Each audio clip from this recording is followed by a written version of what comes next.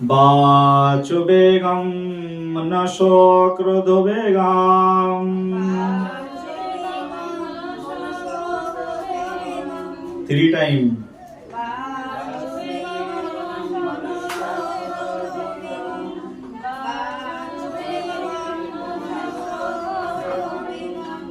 জিহ্বা বেগম উদারোপস্থো বেগম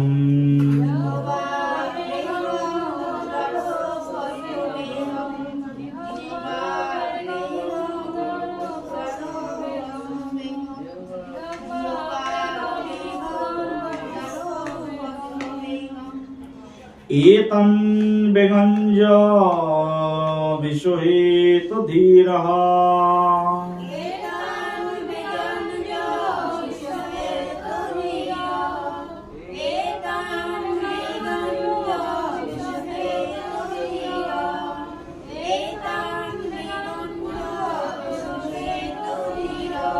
सर्वाम् अपिमां पृथिवीं शशिष्यात्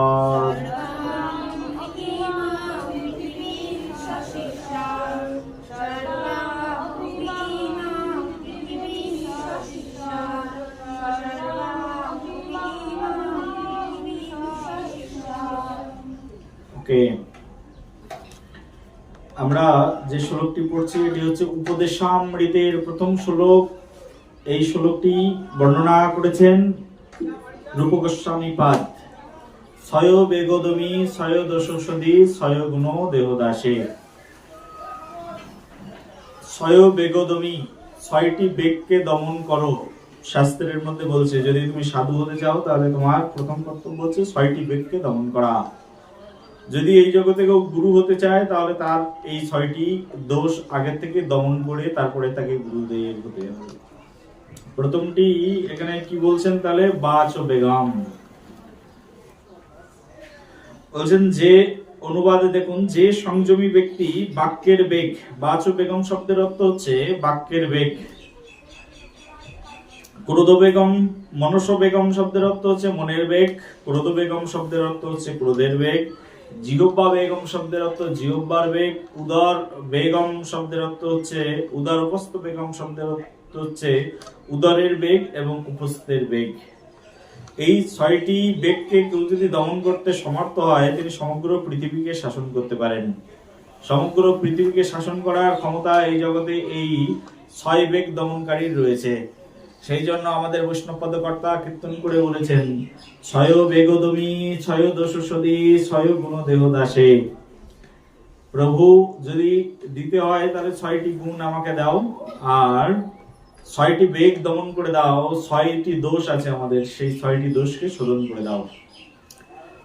তো এই আমরা প্রথম শ্লোকে ছয়টি বেগের কথা শুনবো, দ্বিতীয় শ্লোকে ছয়টি দোষের কথা শুনবো, আর তৃতীয় শ্লোকে ছয়টি গুণের কথা শুনবো, যে গুণগুলো আমাদেরকে অর্জন করতে হয়। রূপ গোস্বামী পাদের এই উপদেশামৃত গ্রন্থটি এই কারণেই পড়া অত্যন্ত গুরুত্বপূর্ণ, অত্যন্ত জরুরি। যদি এই জগতে কেউ ভগবান শ্রীকৃষ্ণের ভক্ত হতে চায়, যদি বৈষ্ণব জগতে প্রবেশ করতে চায়, বৈষ্ণব হতে চায়, তাহলে অবশ্যই তাকে এই শ্লোকগুলো অধ্যয়ন করা উচিত। তো আমরা আজকে শিখছি তাহলে 1 নম্বর শ্লোক। এই শ্লোকের মধ্যে বলছেন বাচ বেগম। গতদিন আমরা কিছু কিছু আলোচনা করেছিলাম। বাচ বেগম শব্দের অর্থ কি? বাক্যের বেগকে দমন করো। তো গতদিন আমরা বলেছিলাম যে বাক্যের বেগ অত্যন্ত সিরিয়াস। বাক্য মানুষকে হাসাতে পারে, বাক্য মানুষকে কাঁদাতে পারে, বাক্য মানুষকে মৃত্যুতুল্য ক্লেশ প্রদান করতে পারে। এই বাক্যই মৃতদেহ থেকে আবার প্রাণের সঞ্চার করিয়ে দিতে পারে। বলো রাধে রাধে, প্রেম সে বলো। সেই জন্য বাক্যের বেগ হচ্ছে সবচেয়ে বেশি গুরুত্বপূর্ণ। বাক্য এমন ভাবে থ্রো করা উচিত অন্যের মাঝখানে, যাতে করে অন্য ব্যক্তিত্ব যারা রয়েছে তারা উদ্বেগ প্রকাশ না করে। শাস্ত্রের মধ্যে বলছে, পরের উদ্বেগ দিয়াছি যে কত ক্লেশ। অন্যকে আমি কত উদ্বেগ দিয়েছি, কত ক্লেশ দিয়েছি, যে ক্লেশ এবং উদ্বেগের কারণে হে প্রভু তোমার চরণে আমার রতি মতি জন্মালো না। এই জগতে দেখবেন কেউ কেউ ভগবানকে ভক্তি করবার জন্য আসে কিন্তু ভক্তি করতে পারে না।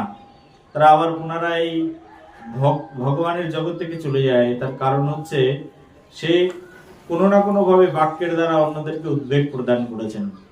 উদ্বেগ দানকারী ব্যক্তি কখনো কৃষ্ণ ভক্ত হতে পারে না। প্রেম সে বলো। যদি কেউ কৃষ্ণ ভক্ত হতে চায় তাহলে তার প্রথম কোয়ালিটি হচ্ছে তাকে বাক্যের বেগকে দমন করে দিতে হবে। এমন বাক্য ইউজ করতে হবে, এমন বাক্য থ্রো করতে হবে যার মাধ্যম দিয়ে অন্যের হৃদয়ের মধ্যে প্রেম সঞ্চারিত হয়, ভক্তির ভাব সঞ্চারিত হয়। যেমন শ্রী চৈতন্য মহাপ্রভু ছিলেন বৈষ্ণব ধর্মের প্রচারক। তিনি কেমন কথা বলতেন? সবার সঙ্গে বিনম্র ভাব, দুহাত জোর করে কথা বলতেন। সামনে আসলেই মহাপ্রভুর কাছে এক পণ্ডিত এসেছেন, নাম হচ্ছে কেশব কাশ্মীর। কি নাম বললাম? নবদ্বীপে একবার এই কেশব কাশ্মীর বলে এক পণ্ডিত এসেছিলেন। সমগ্র ভারতের বিভিন্ন জায়গা থেকে, কাশীর মতো স্থান থেকে তিনি জয়পত্র লিখে এনেছিলেন। কাশীর পণ্ডিতরা পর্যন্ত তার কাছে পরাজিত হয়েছিল, এত বড় পণ্ডিত। হ্যাঁ, এই পণ্ডিত একবার নবদ্বীপে এসেছেন মহাপ্রভুর কাছে। সবাইকে হারানো হয়ে গেছে, অলরেডি দক্ষিণ ভারত জয় করে এসেছেন, উত্তর ভারত জয় করে এসেছেন, এখন এই বঙ্গদেশে এসেছেন। বঙ্গদেশে সবচেয়ে বড় পণ্ডিত তখন ছিলেন নিমাই পণ্ডিত। সবাই বললেন, তুমি যদি নিমাই পণ্ডিতকে হারাতে পারো তাহলে তুমি সারা ভারতের সবচেয়ে বড় পণ্ডিত হয়ে যাবে। নিমাই পণ্ডিতকে হারানোর জন্য এই কেশব কাশ্মীর একবার নবদ্বীপে এসেছেন। নবদ্বীপে আসবার পরে কেশব কাশ্মীর শুধু নিমাই পণ্ডিতকে খুঁজছেন, কোথায় গেলে পাওয়া যায়।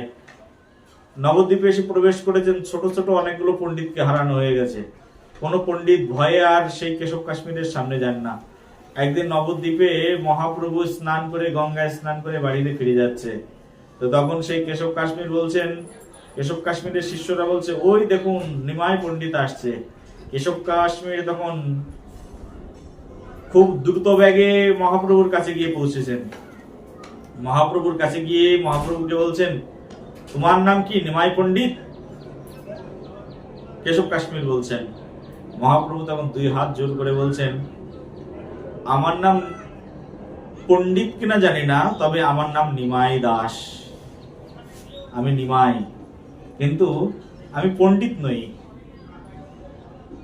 এই কথা শুনে তো তখন কেশব কাশ্মীর বলছে, কার সঙ্গে তর্ক করতে আসলাম? এ তো তর্ক করবে কোথায়? এত বড় পণ্ডিত আগের থেকে আমার কাছে হাত জোর করে দিল, একেবারে বিনয় হয়ে বলছে, আমার নাম নিমাই, কিন্তু আমি পণ্ডিত নই। জিজ্ঞাসা করছে, তোমার নাম কি? নিমাই পণ্ডিত। কি বললেন উত্তরে হাত জোর করে? আমার নাম নিমাই, কিন্তু আমি পণ্ডিত নই। এই হচ্ছে মহাপ্রভুর ধন্যতা, যা দিয়ে সমগ্র বিশ্বকে জয় করেছেন। কথা, মহাপ্রভুর কথা এরকম ছিলেন। এই যে সামনের আম গাছগুলোতে এখন আমের মুকুল ধরেছে, যদি আম গাছগুলো আম বেশি হয় তাহলে কি হবে? আম গাছগুলো একদম নুয়ে, মাথা নুয়ে পড়বে। সেরকম পণ্ডিত ব্যক্তি যিনি, তার মাথা সবসময় নত থাকেন, উদ্ধত শিরে কথা বলেন না, এটা হচ্ছে পণ্ডিতের লক্ষণ। আর খালি কলসি বাজে বেশি, ভরা কলসি বাজে না। প্রেম সে বলো। পণ্ডিত যে হবেন তিনি সবসময় বিনয়ী থাকবেন। পণ্ডিত যিনি হবেন, যিনি যথার্থ জ্ঞানী হবেন, তিনি সদা সর্বক্ষণ বিনম্র থাকবেন। মানুষ চেনার অনেকগুলো কোয়ালিটি আছে। তোমার সামনে কে দাঁড়িয়ে আছে, তুমি তার মুখ খুললেই বুঝতে পারবে যে কে আমার সামনে দাঁড়িয়ে আছে, কে আমার সামনে কথা বলছে। মুখটা এরকম বাজে জিনিস, মানুষ যতক্ষণ মুখ না খুলবে ততক্ষণ বোঝা যাবে না আমার সামনে কে দাঁড়িয়ে আছে। প্রেম সে বলো। মহাপ্রভু কেশব কাশ্মীরকে বলছেন, বাবা আপনার জন্য আমি কি করতে পারি? কেশব কাশ্মীর বলছেন, আমি তো সারা বিশ্ব থেকে সবচেয়ে বড় পণ্ডিত, জয়লাভ করে এসেছি, এখন আমি তোমাকে হারাতে চাই। এই কথা শুনে মহাপ্রভু বলছেন, আপনি আমাকে হারাতে চান মানে কি? আমি তো হেরেই বসে আছি, আমি তো পণ্ডিতই নই, তো আপনি আমার সঙ্গে কি তর্ক করবেন? যান, আপনি জয়লাভ করেছেন, ফিরে যান। না না না না, আমি তোমার সঙ্গে তর্ক করেই ফিরতে চাই। না না না না, আমার সঙ্গে তর্ক করবেন না, আমি পণ্ডিত নই, আমি আপনার সঙ্গে কি তর্ক করব? হাত জোর করে মহাপ্রভু বলছেন, আপনি পণ্ডিতই যখন, এক কাজ করুন, আমার হৃদয়ে খুব বাসনা হয়েছে, একজন পণ্ডিত ব্যক্তির সঙ্গ পেয়েছি, তোমার হৃদয়ে বাসনা হয়েছে একটু গঙ্গার স্তব শ্রবণ করব, কৃপা করে আমাকে একটু গঙ্গার স্তব শ্রবণ করিয়ে দিন। কেশব কাশ্মীর তখন গঙ্গা দেবীর স্তব শুরু করে দিলেন। এমন কেশব কাশ্মীর গঙ্গার স্তব শুরু করলেন, সেই গঙ্গার স্তব করতে করতে করতে করতে থামছেনই না। তার কারণ কেশব কাশ্মীর সাধনা বলে জিহ্বার উপরে সরস্বতী দেবীকে বন্দী করে রেখেছিলেন। বলো কেশব কাশ্মীর কি, বিদ্যা দেবী সরস্বতী মাতা কি। কেশব কাশ্মীর সাধক ছিলেন বটে, সাধক না থাকলে কেউ তার জিহ্বার আগায় সরস্বতীকে বন্দী করে রাখতে পারে? সরস্বতী দেবী তার জিহ্বার মধ্যেই বসেছিলেন। সরস্বতীর পরে কেশব কাশ্মীর সবচেয়ে বড় পণ্ডিত হয়েছিলেন। কেশব কাশ্মীর তখন গঙ্গার এইরকম স্তব শুরু করলেন, ঝড়ের বেগে কথা বলতে শুরু করেছেন। শুধু শ্লোকের শব্দগুলো কানের মধ্যে প্রবেশ করছে, কিন্তু শ্লোকের অর্থ বিচার করার মতো ক্ষমতা কারণ নেই। এত উচ্চাঙ্গের শ্লোক, এত ব্যাকরণ তিনি সেখানে ইউজ করতে শুরু করেছেন।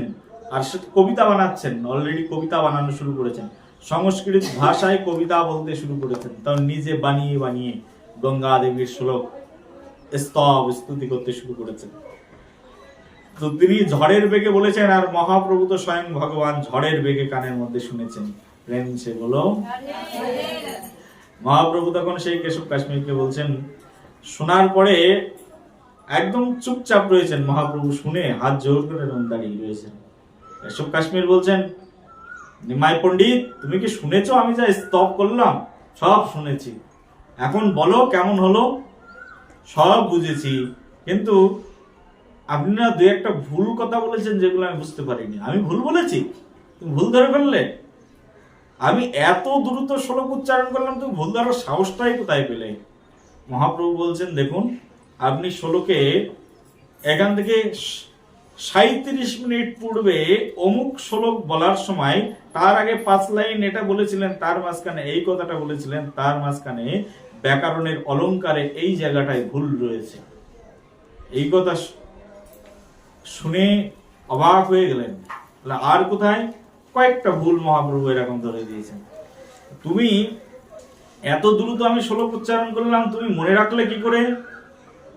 তখন মহাপ্রভু তো স্বয়ং ভগবান বলছেন, কেউ যদি সাধনা করে জিহ্বায় সরস্বতী দেবীকে বন্দী করে রাখতে পারে, কেউ তো সাধনা করে সরস্বতীর কৃপায় শ্রুতিধরও হতে পারে।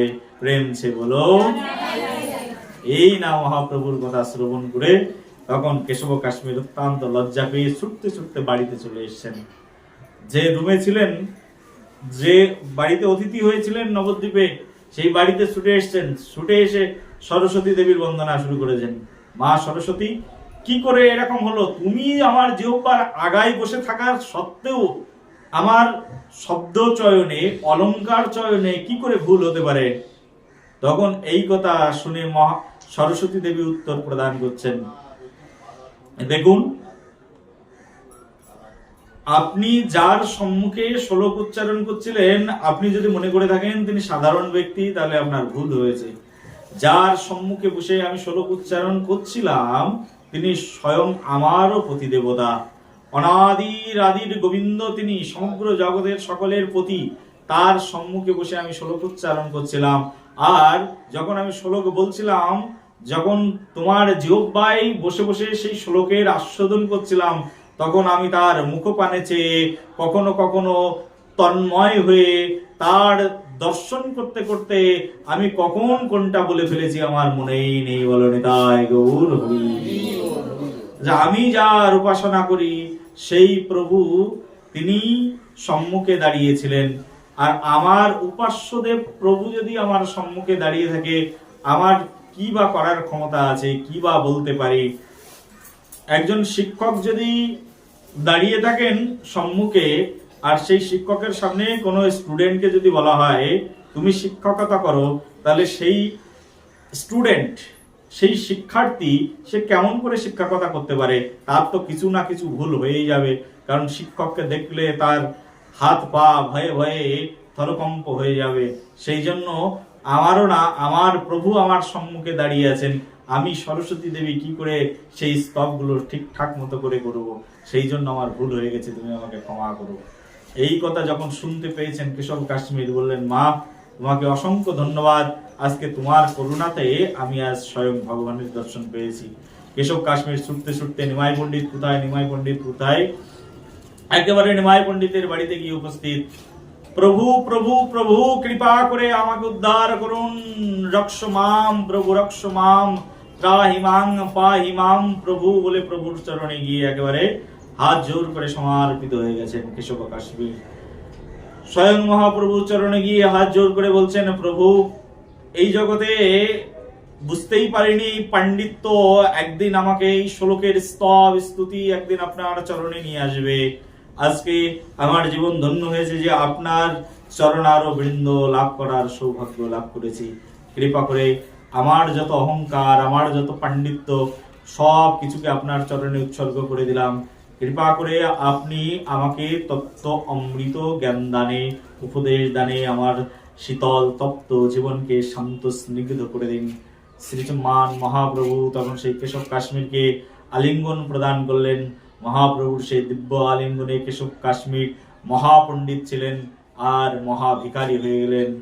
এত বড় পণ্ডিত, তার পাণ্ডিত্যের কাছে সমগ্র ভারত পরাস্ত। এত বড় পণ্ডিত, কিন্তু সব পণ্ডিত্য সব জ্ঞান যেন শুষ্ক হয়ে গেল। যেমন সমুদ্রে, যেমন শিবজি তিনি হলাহল বিষকে তিনি তার এক পাত্রের মধ্যে নিয়ে যখন শুষে নিয়েছেন, তখন সকল হলাহল বিষ সব একেবারে শিবজির দেহের মধ্যে প্রবেশ করেছিল।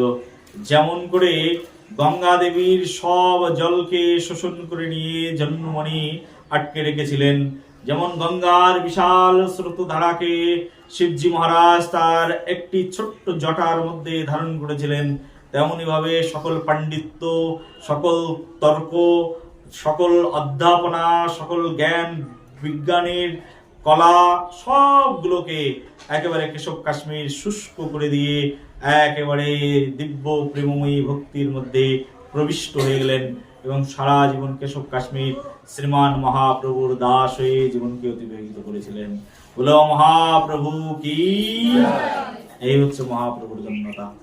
মহাপ্রভু ধন্যতা দিয়ে কেশব কাশ্মীরের হৃদয়কে জয়লাভ করে ফেলেছিলেন। প্রেম সে বলো। সেই জন্য বলছে বাচ বেগম, বাক্যের বেগকে দমন করো। বাক্য যেখানে সেখানে প্রয়োগ করো না, খুব কম বাক্য প্রয়োগ করো। তোমার ভগবান দুটো কান দিয়েছেন, তাহলে বেশি করে শোনো, আর মুখ একটা দিয়েছেন, তাহলে কম করে বলো। প্রেম সে বলো। সেই জন্য বাক্যের বেগ দমন করাটা অত্যন্ত গুরুত্বপূর্ণ। বলা হচ্ছে কৃষ্ণ কথা বাদ দিয়ে যদি কেউ কোনো কথা বলে, সেই কথাকে বলা হচ্ছে ভেকের ডাকের মতো। ব্যাং যেমন বৃথা বৃথা ডাকে, কৃষ্ণ কথা বাদ দিয়ে কোনো কথা বলা মানে ব্যাঙের ডাকের মতো। সেই জন্য যা বলার দরকার সেটা কৃষ্ণ কথা বলো, কৃষ্ণকে নিয়ে আলোচনা করো, কৃষ্ণের নাম গুণাগুণ কীর্তন করো। শ্রীরাম বৃন্দাবনের আচার্য মহারাজরা তারা সদা সর্বক্ষণ ভগবানের নাম কীর্তন শ্রবণ করতে থাকেন। আমি কালকেই যাচ্ছি শ্রীধাম বৃন্দাবনে, আমাদের গুরুদেব প্রাণকৃষ্ণ দাস বাবাজি মহারাজ, ওনার সামনে আমি গতবার তার আগের বার গিয়ে আমি প্রায় 40 মিনিটেরও বেশি কীর্তন করেছিলাম হরে কৃষ্ণ মহামন্ত্র। উনি সবসময় হরিনাম শ্রবণ করতে পছন্দ করে। মনে করুন আপনার হরিনাম শুনতে কত সময় ভালো লাগবে? 1 ঘন্টা, 2 ঘন্টা, 3 ঘন্টা, 4 ঘন্টা, 5 ঘন্টা, তার বেশি ভালো লাগবে সারাদিনে? তাও বছরে একবার যদি অনুষ্ঠান হয়, তাহলে একদিনে হয়তো 5 ঘন্টা হরিনাম শ্রবণ করলেন, তাই না? বা সারাদিনের মধ্যে 1 ঘন্টা হরিনাম শ্রবণ করলেন, 24 ঘন্টার মধ্যে 1 ঘন্টা হরিনাম করলেন বা 1 ঘন্টা শ্রবণ করলেন, আর 23 ঘন্টা অন্যান্য কাজে আপনার মন চলে যাবে। কিন্তু গুরুদেব সারাদিন সারা রাত হরিনাম শ্রবণ করছেন। তিনি 3-4 ঘন্টা ঘুমান, আর তাছাড়া সবসময় হরিনাম মুখ দিয়ে করেন, না হলে হরিনাম মুখ দিয়ে কান দিয়ে শ্রবণ করেন। এতটা হরিনামের প্রতি তার আকর্ষণ রয়েছে। এই হচ্ছে সিদ্ধির প্রভাব। কেউ যদি ভগবানের দিব্য নাম কান দিয়ে শ্রবণ করেন আর ভগবানের দিব্য নাম সবসময় মুখ দিয়ে বলেন, তাহলে তার আর পাপ কোন দিক দিয়ে প্রবেশ করে? কোন দিক দিয়ে আর পাপ প্রবেশ করার তার আর জায়গায় নেই। সবচেয়ে বেশি পাপ প্রবেশ করে যে জায়গা দিয়ে আমাদের হৃদয়ের মধ্যে, সেটি হচ্ছে মুখ। সেই জন্য রূপ গোস্বামীপাদ প্রথম শ্লোকে বলছেন বাচ বেগম। কি বেগম? বাচ বেগম। সবচেয়ে বেশি পাপ যেটা দিয়ে হয় সেটা হচ্ছে মুখ। মুখটা বন্ধ করে দাও, দেখবে তোমার জীবনের পাপের 90% কমে গেছে। আর 10% পাপ অন্য ইন্দ্রিয় দিয়ে হয়। 90% পাপ আমাদের মুখ দিয়ে হয়ে যায়। মুখ এত খতরনাক জিনিস, তো সিরিয়াস বস্তু হচ্ছে আমাদের এই মুখ। সেই জন্য কখনো কখনো না বৃন্দাবনে অনেক মহাত্মারা আছেন যারা মৌনব্রত নিয়ে বসে থাকেন, তার মানে সারাদিনে কোনো কথা বলবেন না। এক বাবাজি মহারাজের সঙ্গে আমাদের পরিচয় হয়েছিল, তিনি প্রায় 30 বছর ধরে মৌনব্রত আছেন, 30 বছর ধরে কথাই বলেন না, 30 বছর মৌনব্রত। তা 30 বছর মৌনব্রত সাধারণ কথা? 30 বছর কারোর সঙ্গে কথা বলেন না, শুধু কান দিয়ে শ্রবণ করেন। কি শ্রবণ করেন? শুধু কৃষ্ণ কথা শ্রবণ করেন, ভাগবত পাঠ শ্রবণ করেন, মুখ দিয়ে কোনো কথা বলেন না। কত পাপ থেকে সে মুক্ত তার ঠিক নেই 30 বছরের মধ্যে। তো এটা হচ্ছে বাচ ও বেগম। সেই জন্য বাক্যটা এমন বস্তু যে বাক্যের বেগটাকে আমাদের দমন করা চাই। কৃষ্ণ ভক্ত হতে গেলে প্রথম যে ব্যক্তি দমন করা চাই সেটি হচ্ছে বাচ ও বেগম। তারপরে বেগের নাম কি বলা হচ্ছে? মনসো বেগম। কি বেগ? মনসো বেগম। দেখুন বইয়ের মধ্যে কি লেখা আছে? বাচ ও বেগম মনসো ক্রোধ বেগম। বাচু বেগম, তারপরের বেগের নাম হচ্ছে মনস্য বেগম। মনস্য বেগম মানে হচ্ছে মনের বেগ। এইবার রূপ গোস্বামী পাদ বলছেন, বাক্যের বেগ যদি দমন হয় তোমার, এবার দমন করো তুমি মনের বেগ। মনের বেগ যদি দমন না হয় তাহলে তুমি কখনো কৃষ্ণ ভক্ত হতে পারবে না। কৃষ্ণ ভক্ত হওয়ার জন্য প্রথমে প্রয়োজন বাক্যের বেগের সঙ্গে সঙ্গে মনের বেগ দমন করা প্রয়োজন। কৃষ্ণ ভক্ত আননেসেসারি কোনো কথা বলবেন না। কারোর সঙ্গে দেখা হলে হরে কৃষ্ণ জয় রাধে বলে কথা বলা শুরু করবেন, কৃষ্ণ কথা বলবেন, কৃষ্ণের নাম গুণগান শ্রবণ করবেন, যতটুকু কাজ আছে ততটুকু কথা বলবেন। সংসার জগতের মধ্যে বেশি অ্যাটাচমেন্ট থাকবেন না, তার সবকিছু মন্দিরকে নিয়ে, তার সবকিছু কৃষ্ণকে কেন্দ্র করে, তবেই তিনি কৃষ্ণ ভক্ত। কপালে তিলক কাটলেই কৃষ্ণ ভক্ত হওয়া যায় না, গলায় মালা পড়লেই কৃষ্ণ ভক্ত হওয়া যায় না। এই যে রূপ গোস্বামী পাদের এইসব নির্দেশ পালন করতে হয়, প্রেম সে বলো। কত সহজ করে সরল করে কৃষ্ণ ভক্তির ব্যাখ্যা করেছেন রূপ গোস্বামী পাদ। বলছেন এবার মনস্য বেগম। মনস্য বেগম অর্থাৎ মনের বেগকে দমন করো। এই মনস্য বেগম সম্পর্কে শাস্ত্রে বলছে, আমাদের মন এতটাই চঞ্চল যে একটা গাছ থেকে আর একটা গাছে একটা বাদরের যেতে কয়েক সেকেন্ড সময় লাগে, কিন্তু আমাদের মন সারা পৃথিবী যদি পরিভ্রমণ করে আসে তারও চেয়ে কম সময়ের মধ্যে সমগ্র পৃথিবী আমাদের মন ঘুরে চলে আসতে পারে। মন এত চঞ্চল। সেই জন্য কৃষ্ণ ভক্ত হতে গেলে, সাধক হতে গেলে তার আগে প্রয়োজন হচ্ছে মন ও বেগম, মনস্য বেগম, মনের বেগকে দমন করে ফেলা। ভাগবত মহাপুরাণ বলছে, চঞ্চল হি মনকৃষ্ণ প্রমতি বলবদ্দীড়ম। মন হচ্ছে এরকম যে বলা হচ্ছে এই পৃথিবীর সবচেয়ে চঞ্চল বস্তু, তার নাম হচ্ছে মন। একবার যুধিষ্ঠির মহারাজকে এক বক ধর্মরাজ প্রশ্ন করেছিলেন। একবার যুধিষ্ঠির মহারাজ তার 5 ভাইকে নিয়ে জঙ্গলের মধ্যে পরিভ্রমণরত অবস্থায় ছিলেন। একবার সব ভাইরা ক্লান্ত হয়ে পড়লেন, জলের জন্য তৃষ্ণা অনুভব করলেন। আর জলের তৃষ্ণা অনুভব করার পরে যুধিষ্ঠির মহারাজ তার সবচেয়ে ছোট ভাই সহদেবকে বললেন, তুমি যাও এখনই একটু জলের সন্ধান করে নিয়ে এসো।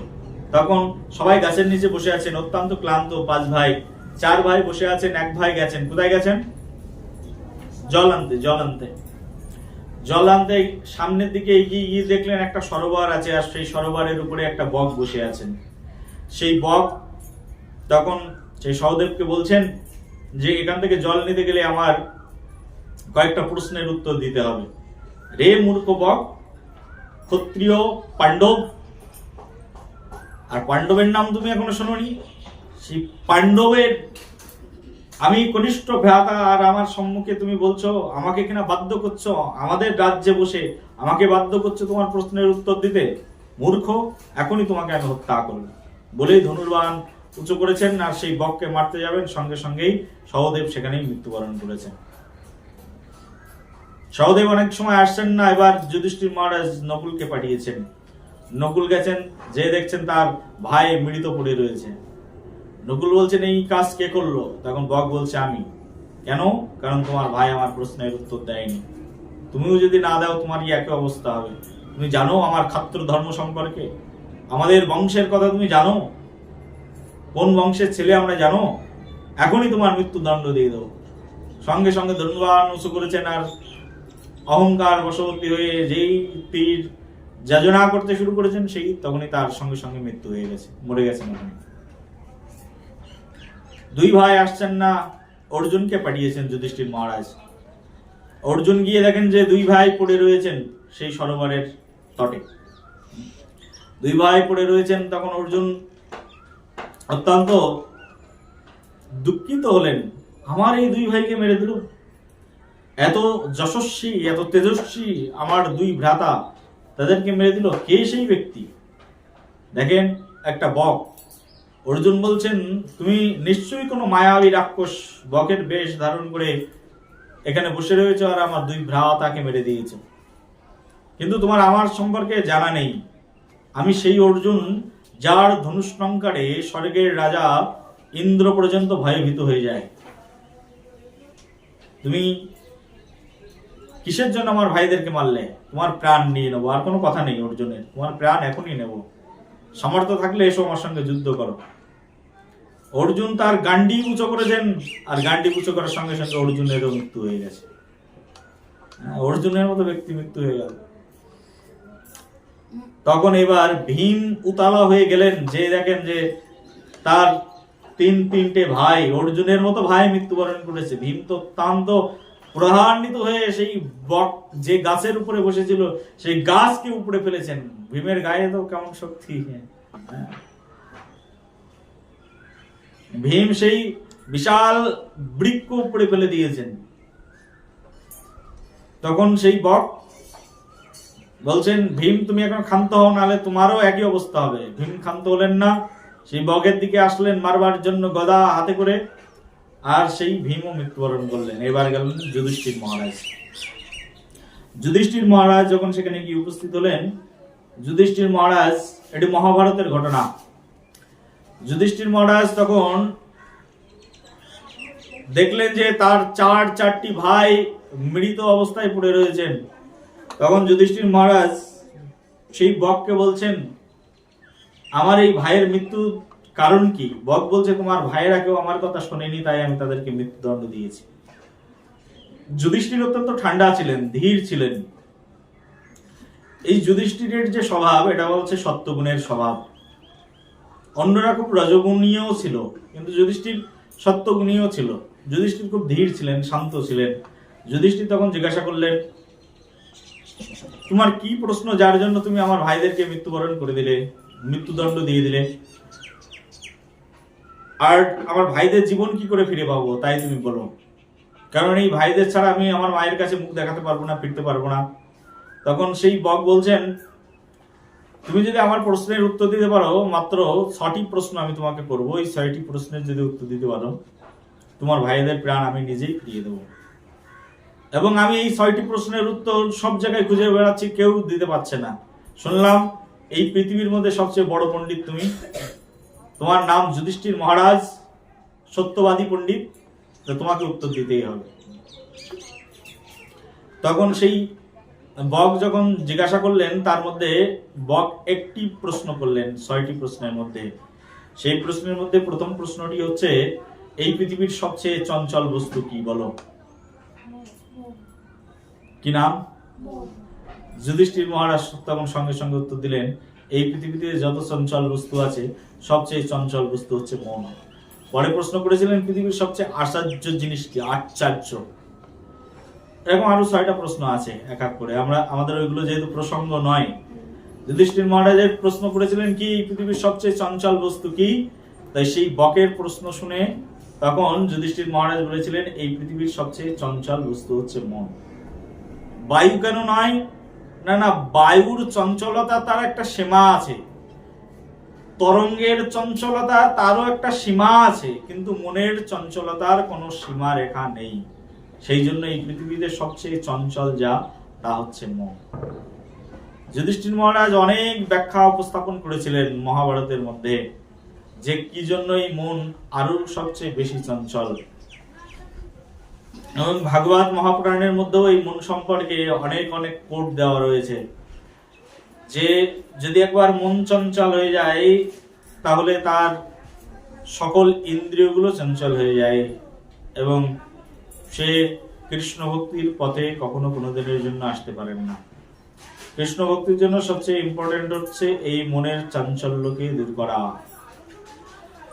এই কথা শুনে তখন যুধিষ্ঠির মহারাজ 6টি প্রশ্নের সঠিক সঠিক উত্তর দেওয়ার পরে এই বক তার 4 ভাইয়ের প্রাণ আবার পুনরায় ফিরিয়ে দিয়েছিলেন। তা আমাদের প্রসঙ্গ ছিল এটা যে রূপ গোস্বামী পাদ এখানে বর্ণনা করেছেন যে প্রথমে যে ব্যক্তি দমন করতে হবে কৃষ্ণ ভক্ত হওয়ার জন্য সেটির নাম কি? বাচ বেগম। দ্বিতীয় ব্যক্তি কি বললেন? মনস বেগম। দ্বিতীয় ব্যক্তি বলছে মনের বেগকে দমন করো। তো এই মনের বেগকে দমন করবার জন্য সেজন্য আমাদেরকে সাধনা করা প্রয়োজন। মনের বেগকে কি করে দমন করা যায়? একটা বাদরকে কি করে দমন করা যায়? বানরকে যদি বলা হয়, বানর আমি তোমাকে একটা কলা দিচ্ছি, চুপচাপ বসে থাকো, বানর কিন্তু বসে বসে কলা খাবে না। কলাটা নেওয়ার পরে এক গাছ থেকে আরেক গাছে যাবে, ওই গাছ থেকে ওই গাছে যাবে, অন্তত 10টা গাছ ঘুরে ঘুরে ওই কলাটা খেয়ে শেষ করে তারপরে কলার খোসাটা তোমার মুখে ছুড়ে দিতেও পারে, নাও দিতে পারে।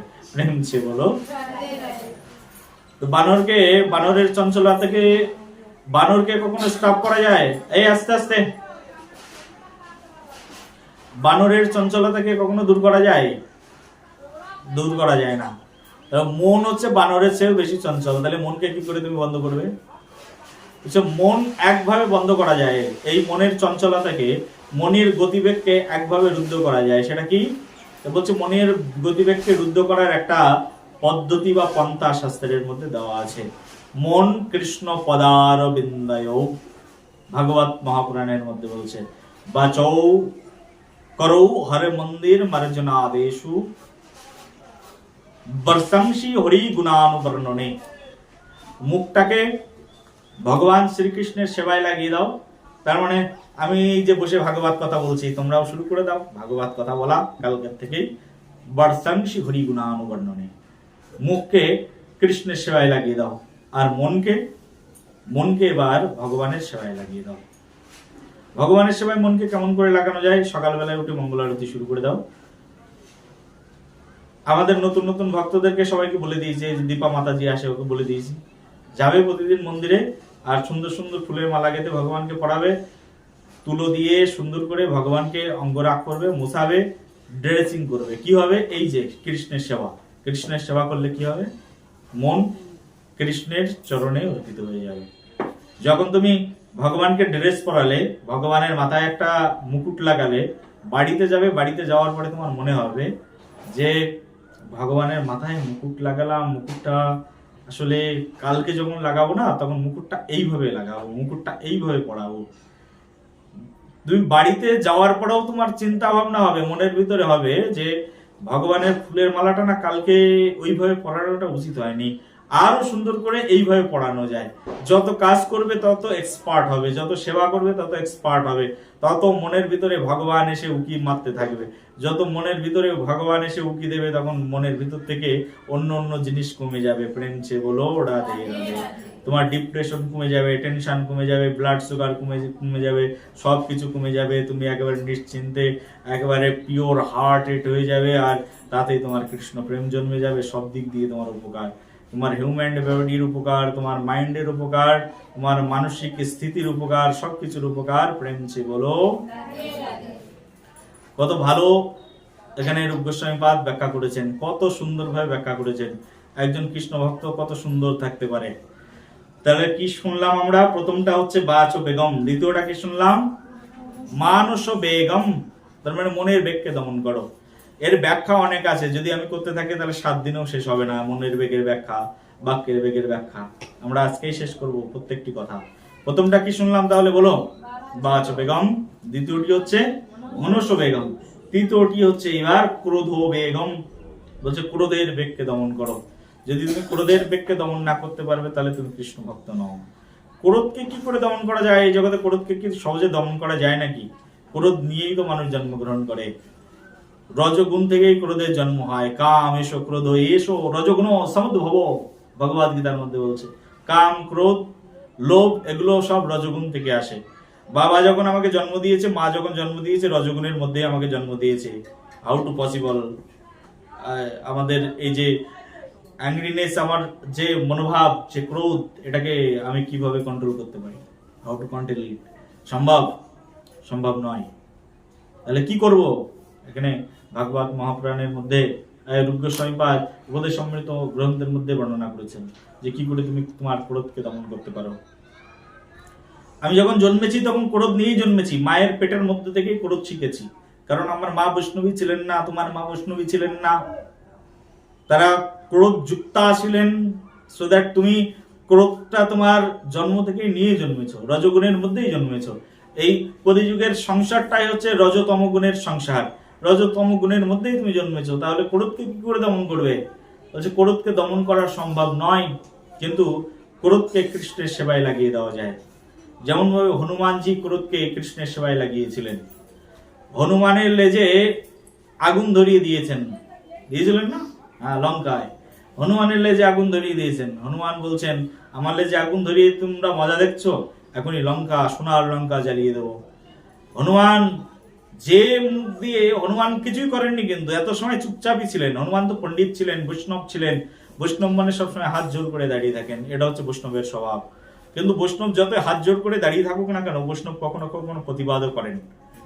হনুমান কোনো প্রতিবাদ করেননি। যেই না প্রভু রামচন্দ্র সম্পর্কে রাবণ কটূক্তি করেছে, যেই রামচন্দ্রকে যখন গালিগালাজ করেছে, রামচন্দ্রের গালি হনুমান আর শুনতে পছন্দ করেননি।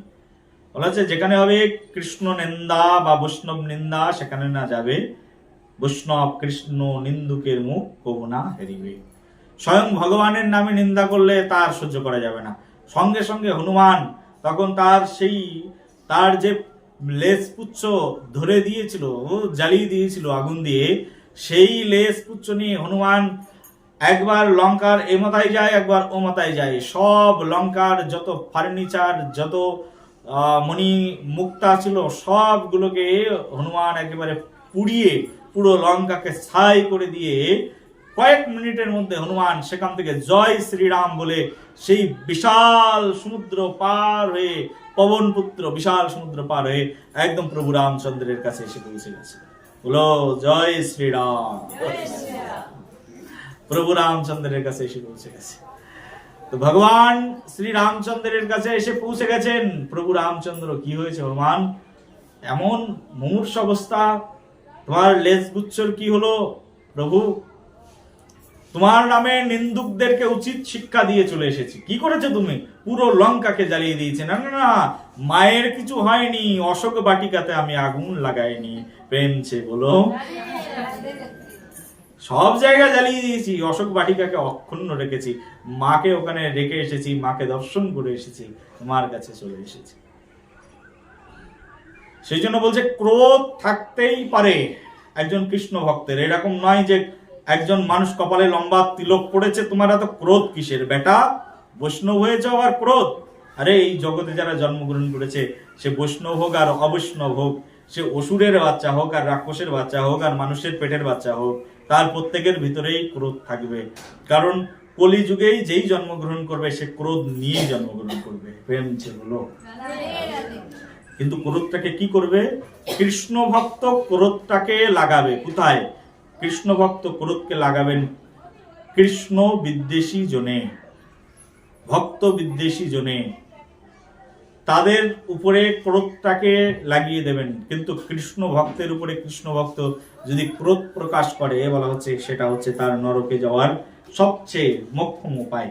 এই পথ দিয়ে সে নরকের মধ্যে প্রবেশ করতে পারে। প্রেম ছে বলো, জোরে বলো, আরো জোরে বলো। কালকেই তো বৃন্দাবনে যাচ্ছি, ওখান থেকে রাধারানী যেন বলে যে তোমার ভক্তি কুটিরের রাধে রাধে ডাক আমি শুনতে পেয়েছি। জোরে বলো। প্রভুদা প্রেম ছে বলো, রাধে রাধে। সবাই মিলে। তো ক্রোধ ভক্ত বিদ্বেষী জনে, ক্রোধটাকে এইভাবে কৃষ্ণের সেবায় লাগিয়ে দেওয়া যায়। এবার গেল ক্রোধ, তাহলে কি কি শিখলাম? বাচ বেগম, মনুষ্য বেগম, ক্রোধ বেগম। এবার বলছে জিহ্বা বেগম, বলছে এবার তুমি জিহ্বার বেগকে দমন করো। কৃষ্ণ ভক্ত হতে চাও, তাহলে তোমাকে জিহ্বার বেগ দমন করতে হবে। তো জিহ্বার বেগ কি করে যেমন দমন করব? আমার জিহ্বা তো দুর্বার জিহ্বা, ইলিশ মাছের টেস্টও চাই, রুই মাছের টেস্টও চাই, তেলাপিয়া মাছের টেস্টও চাই, সবকিছুই টেস্ট চাই। তাহলে এই জিহ্বাকে কি করে দমন করব? পেঁয়াজের টেস্ট চাই, রসুনের টেস্ট চাই, টেস্ট চাই চাই চাই। জিহ্বার বেগ দমন করা খুব কঠিন ব্যাপার। কি করে জিহ্বার বেগ দমন করা যায়? বলছি জিহ্বার বেগ দমন করা আমাদের এখান থেকে 500 বছর 700 বছর পূর্বেও দাপর যুগে তো তখন কোনো মাছ খাওয়া লোকই খুঁজে পাওয়া যেত না। কোথায় মাছ খাওয়া লোক আছে? ভারতবর্ষের একটা প্রদেশ ছিল যেখানে শুধু মৎস্যজীবীরাই থাকতেন। সেখানে কোনো শস্য উৎপাদিত হতো না, সেখানে মানুষ মাছ খেয়ে থাকতো। তাদেরকে ধীবর জেলে জাতি বলে তাদেরকে আখ্যা দেওয়া হয়েছিল। কিন্তু এখন দেখা যাচ্ছে সবাই জেলে, ব্রাহ্মণও জেলে, ভট্টাচার্যও জেলে, চক্রবর্তীও জেলে, সাহা জেলে, বিশ্বাস জেলে, সবাই জেলে। সবাই এখন মাছ খায়। ভাত রয়েছে, ভাতের সঙ্গে মাছ খাওয়া চাই চাই। মহাভারতের যুগে এরকম বর্ণনা পাওয়া যায় যে এক প্রদেশে কিছু মানুষ ছিল যাদের কোনো খাদ্য শস্য ছিল না। তারা শুধু মৎস্য খেয়ে জীবনযাপন করত, কারণ খাদ্য শস্য ছিল না তাই। কিন্তু 5000 বছরের মধ্যে এখন পুরো সমগ্র সমাজ, সমগ্র ভারতবর্ষ মেলেচ্ছ সমাজের মধ্যে পরিণত হয়েছে। যারা মাছ এবং মাংস খায় তাদেরকে মেলেচ্ছ বলে। প্রেমছে বলো রাধে রাধে। মাছ মাংস যারা খায় তাদেরকে কি বলে? মেলেচ্ছ। সমগ্র সমাজ এখন মেলেচ্ছতে পরিণত হয়েছে, একেবারে নিচু জাতিতে পরিণত হয়েছে। কেউ আর উঁচু জাতির কেউ নেই। জিহ্বার বেগকে কি করে কন্ট্রোল করা যায়? শাস্ত্র বলছে জিহ্বার লালসে যে ইতি উতি ধায়। কি বললাম? চৈতন্য চরিতামৃতের বলছে, চৈতন্য চরিতামৃত গ্রন্থে, জিহ্বার লালসে যে ইতি উতি ধায়, শিষ্ণ দ্বার পরায়ণ কৃষ্ণ নাহি পায়। জিহ্বার লালসায় যে এদিকে ওদিকে যায় তাকে বলছে শিষ্ণ দ্বার পরায়ণ। তার মানে বলা হচ্ছে বেশ্যা তোমার জিহ্বার উপরেই বসে রয়েছে। তোমাকে আর কোনো আলাদা করে কোনো বেশ্যালয়ে পতিতালয়ে যেতে হবে না। তুমি তো নিজেও একটা বেটার প্রস্টিটিউট, অন্য কোথায় তুমি যাবে? জিহ্বার লালসে যে এদিকে ওদিকে যায় সে হচ্ছে শিষ্ণদ্বার পরায়ণ। শিষ্ণদ্বার শব্দের অর্থ হচ্ছে যে বেশ্যালয়ে গমন, এক কথায় তাদেরকে শিষ্ণদ্বার পরায়ণ বলা হয়। তার মানে নিজের পত্নী থাকতেও উপপত্নীর কাছে গমন, এটাকে বলে শিষ্ণদ্বার পরায়ণ, শিষ্ণদ্বার গমন। শাস্ত্রের মধ্যে বলছে যদি কেউ জিহ্বার লালসার মধ্যে পড়ে থাকে সে কখনো কোনোদিনের জন্য কৃষ্ণ ভক্ত হতে পারে না। দেখতে একটা মানুষের মতো, কপালে তিলক করা মানুষ, কিন্তু কৃষ্ণ ভক্ত সে মোটেও নয়। কারণ সে 6টা বেগের একটা বেগকেও দমন করতে পারেনি। 6 ষড়বেগ যারা দমন করতে পারে না তারা কৃষ্ণ ভক্ত হতে পারে না। প্রেমছে বলো। তো এই জিহ্বা বেগকে দমন করার কথা রূপ গোস্বামীপাদ বলছেন জিহ্বার বেগকে কি করে দমন করবে? বলছে জিহ্বার বেগকে দমন করবার জন্য সেই জন্য ভগবানের সঙ্গে সম্বন্ধ করতে হয়। ভগবানকে তোমার গৃহে এনে প্রতিস্থাপিত করে দাও, সবচেয়ে বেটার অপশন। ভগবানকে তোমার গৃহের মধ্যে প্রতিষ্ঠিত করে দাও। বাড়িতে গোপাল রয়েছে বা বাড়িতে ভগবান গৌরনিতাই রয়েছে। এখন তুমি গৌরনিতাইকে মাছ খাওয়াতে পারবে? গোপালকে মাছ খাওয়াতে পারবে? যদি তোমার বাড়ির প্রধান মেম্বার গৌরনিতাই গোপাল না খায় তাহলে তুমিও খাওয়া বন্ধ করে দাও। তোমার গোপালকে তুমি ডিম খাওয়াতে পারবে? তুমি যখন তোমার গোপালকে খাওয়াতে পারবে না তাহলে তুমি কেন খাবে? তোমার গোপালকে তুমি পেঁয়াজ রসুন দিয়ে কোনো বস্তু রান্না করে খাওয়াতে পারবে? খাওয়াতে যখন পারবে না তাহলে তুমিও বন্ধ করে দাও। বাড়িতে ভগবানকে নিয়ে এসো আর ভগবানের অর্চন শুরু করে দাও, পুজো শুরু করে দাও। ভগবানকে যখন তুমি খাওয়াতে পারবে না তখন তোমারও খেতে ইচ্ছা করবে না। সেই জন্য ভগবানের সঙ্গে সম্বন্ধ স্থাপন করো। সম্বন্ধ করিয়া ভজে তারে কৃষ্ণ নাহি ত্যাজে, আর সব মরে অকারণ। বলো রাধে রাধে। সেই জন্য ভগবানের সঙ্গে সম্বন্ধ স্থাপন করতে হবে। ভগবানের সঙ্গে কেউ ছেলে রূপে সম্বন্ধ পাতায়, কেউ সখা রূপে সম্বন্ধ পাতায়, কেউ পতি রূপে সম্বন্ধ পাতায়। কোনো না কোনো ভাবে ভগবানের সঙ্গে সম্বন্ধ স্থাপন করো। সম্বন্ধ করিয়া ভজে তারে কৃষ্ণ নাহি ত্যাজে, আর সব মরে অকারণ। সম্বন্ধ করে ফেলো ভগবানের সঙ্গে। ভগবানের সঙ্গে যদি একবার সম্বন্ধ হয়ে যায় তাহলে তুমি বেঁচে গেলে। ভগবানের সঙ্গে তোমার সম্বন্ধ হয়ে গেছে, সম্বন্ধ হয়ে গেছে। এখন ভগবানকে তুমি পত্রম পুষ্পম ফলম ত্বম যমে ভক্ত প্রযোচ্যতি তদাম ভক্ত উপহারিতম অস্মামি প্রযত্মনাম। ভগবানকে এখন তুমি পত্র পুষ্প ফল জল খাওয়াও, অন্য কিছু ভগবান খায় না। ভগবানকে শাকসবজি রান্না করে দাও, শাকতা শোকাদি ভাজি, ললিতা কুষ্মাণ্ড, ডালি ডালনা, দুগ্ধ তম্বি, দধি মোচা খণ্ড। এই যে আমার বোন এসছেন, কেমন লেগেছে রুমা? হ্যাঁ, নিরামিষ প্রসাদ ভগবানের। হ্যাঁ, একটা আইটেম খেয়ে পেট ভরে গেছে, অনেকগুলো রান্না করা হয়েছে। এরকম ভগবান খুব এতে প্রসন্ন হয়ে যায়। পত্রম পুষ্পম ফলম ত্বম জমে ভক্ত প্রযোচ্ছতি। ভগবানকে পত্র পুষ্প ফল জল বেশি বেশি করে খাওয়াও, ভগবান এতে প্রসন্ন হয়ে যাবে। আর ভগবান যখন প্রসন্ন হয়ে যাবেন, এই এদিকে শোনা, ভগবানকে যখন তুমি প্রসন্ন করে দেবে, ভগবানকে যখন খাওয়াবে, তখন ভগবান তোমার প্রতি অত্যন্ত প্রসন্ন হয়ে যাবেন। আর যখন ভগবান তোমার প্রতি প্রসন্ন হয়ে যাবেন, তখন তোমার জিহ্বার বেগ দমন হয়ে যাবে। জিহ্বার বেগ দমন করবার জন্য, সেই জন্য এটা হচ্ছে প্র্যাকটিক্যাল প্রসেস। ভগবানের নিবেদিত প্রসাদ খেলে জিহ্বার বেগ দমন হয়ে যায়। ভগবানকে নিবেদিত প্রসাদ, তাহলে যদি প্রসাদ তোমার বাড়িতে না থাকে, তাহলে মাঝে মধ্যে মায়াপুর যেয়ে খেয়ে আসো। চর্বচর্য লো পেও, অনেক রকমের খাবার আছে, যাও মায়াপুরে যাও, চর্বচর্য লো লেও পেও, প্রচুর খাবার, শুধু খেয়ে শেষ করতে পারবে না। মায়াপুর যাবে যদি, বৃন্দাবন মায়াপুর বা যেখানে বড় মন্দির আছে, রাজভোগের প্রসাদ এরকম হয় যে তুমি যদি চাও তাও খেয়ে শেষ করতে পারবে না, একদিনে যা প্রসাদ ভগবানকে ভোগ লাগানো হয়। সেই জন্য প্রসাদে সকল প্রপঞ্চ জয়, প্রসাদ হইতে হয় সকল প্রপঞ্চ জয়। প্রসাদ পেলেই জিহ্বার লালসা বন্ধ হয়ে যায়। সেই জন্য প্রসাদ বেশি বেশি গ্রহণ করতে হবে, তাহলে জিহ্বার লালসা বন্ধ হয়ে যাবে। বলো রাধে রাধে। তাহলে কি কি শিখলাম প্রথম থেকে? বাচ বেগম, মনস বেগম, ক্রোধ বেগম, জিহ্বা বেগম। এবার বলছে উদার উপস্থ বেগম। উদার উপস্থ বেগম দুটো একই সঙ্গে বলা হয়েছে শাস্ত্রের মধ্যে। উদার উপস্থ বেগম, উদারের সঙ্গে উপস্থের দুটোরই যোগ রয়েছে। এই যে উদারের বেগ, অর্থাৎ আমাদের যে পেটের বেগ, তার মানে ক্ষুধা লেগে গেছে। দেখবে কারো কারো এরকম খিদে লাগেনি কিন্তু খেতে হবে, তার কারণ সকালবেলায় খাওয়া অভ্যাস। আমার তো এরকম হয় কখনো কখনো, আমার তো বেগ দমন হয়নি। বলো রাধে রাধে। কখনো তো এরকম হয় আমার, রাতের বেলায় পেটে খিদে নেই কিন্তু তাও আমি বলছি দাও দাও দুটো খেয়ে নি অন্তত। অভ্যাসে পরিণত হয়ে গেছে এটা। পেটে খিদে নেই তাও খাচ্ছি। উদার উপস্থ বেগম। উদার উপস্থ বেগম তোমার খাওয়ার উপরেই তোমার জৈবিক চাহিদাগুলো ডিপেন্ড করে। রজগুণ তমগুণ এগুলো ডিপেন্ড করে তোমার আহারের উপরে। যে যেমন আহার করে তার তেমন বিহার হয়। সেই জন্য আহারের সঙ্গে সঙ্গে আমাদের ভক্তি জীবনের অনেক যোগসূত্র রয়েছে। তুমি রাজসিক খাবার খাবে বা কোনো রিচ ফুড খাবে, তোমার মনটা রিচ হয়ে যাবে। মনে হবে যে আমি খুব অহংকারী, আমি খুব বড় পণ্ডিত। সেই জন্য ভগবান শ্রীকৃষ্ণ না বাহানা করতেন, আমি খাবো রাধারানীর হাতের খাবার।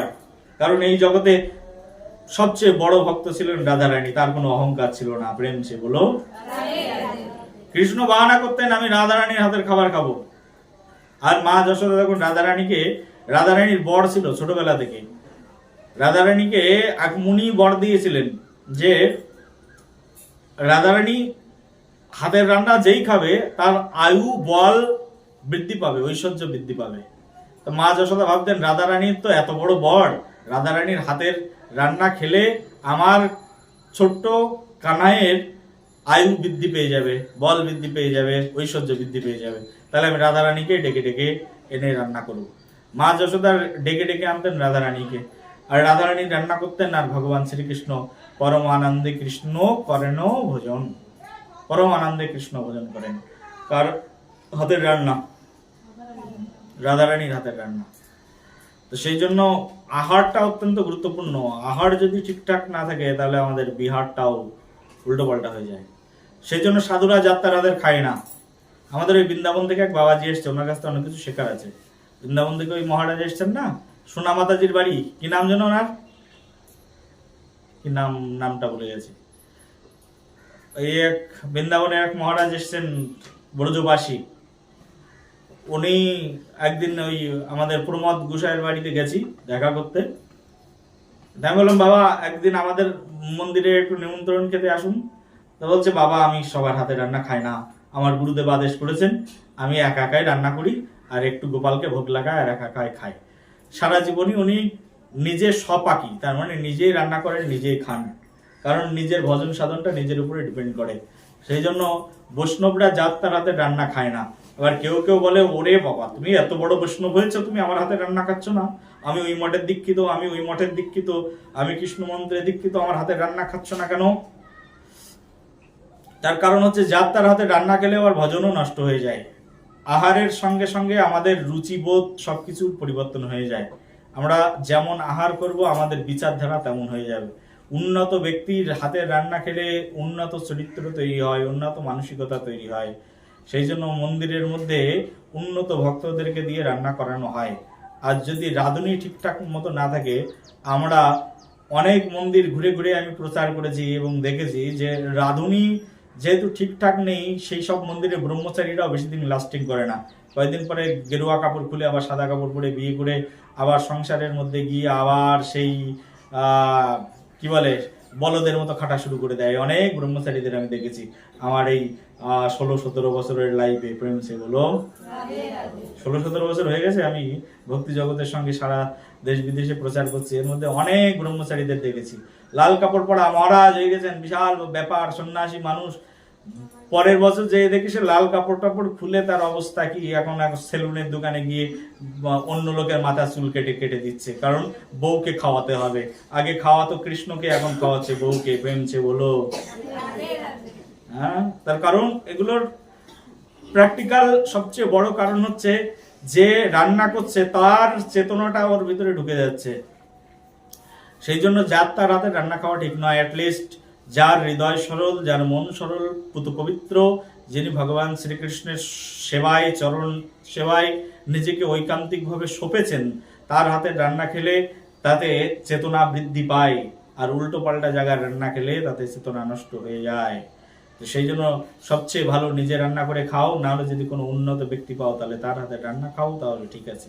নাহলে যার তার হাতে রান্না খেলেই আমাদের চেতনা নষ্ট হয়ে যাবে, উদারের সমস্যা হয়ে যাবে, পেটের রোগ শুরু হয়ে যাবে, পেটের রোগ শুরু হলে মনের রোগ শুরু হয়ে যাবে, আর মনের রোগ শুরু হলে উপস্থের বেগ বেড়ে যাবে, বিয়ে করার প্রবণতা বাড়বে, বিয়ের বহির্ভূত বউ নিয়ে ঘোরার প্রবণতা বাড়বে।